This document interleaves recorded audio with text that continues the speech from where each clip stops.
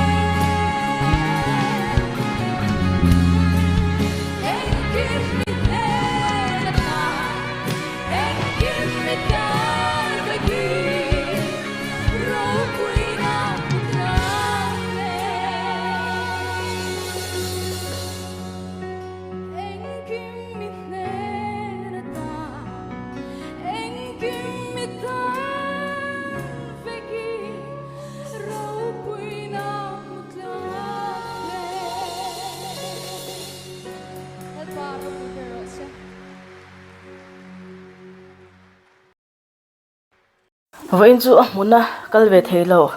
ten life in cái lâu ena hi mi cái channel po hi MTKP channel khan ani vi sub lâu te pen lo mai thia in lo va sub vek don nya link po karon share description lama o chon live chat te ka lo ena ka lo nui nui za thlak ang reng box ya hi ka lo da me ka screenshot a chon hemi apat petu kha kan thachak lam em ma ke pon ka thachaka chuan athen khan S3 worship leader mi te kha non tiam asengin apa ka zot changa Lalruatfeli he komena po hian kan hmu hi mo Lalruatfeli chu kumsang ni som paruk bora lunglei solo competition HPC bot sai pakhat na kha ani ron ti chata kha kan lo hretlang don nya zai thiam deuh mai nya Lalruatfeli hi kan pa tenen po an hre chianga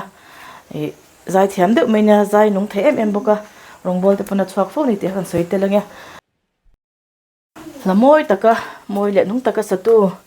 Rebeck chunga lom thu kan suya ka channel te milo en saka milo thler saka wang po in zo vai chunga tharin lom thu ka soi le boka like comment share kha khoin lo ti sak le turin in khogai na ka ron di le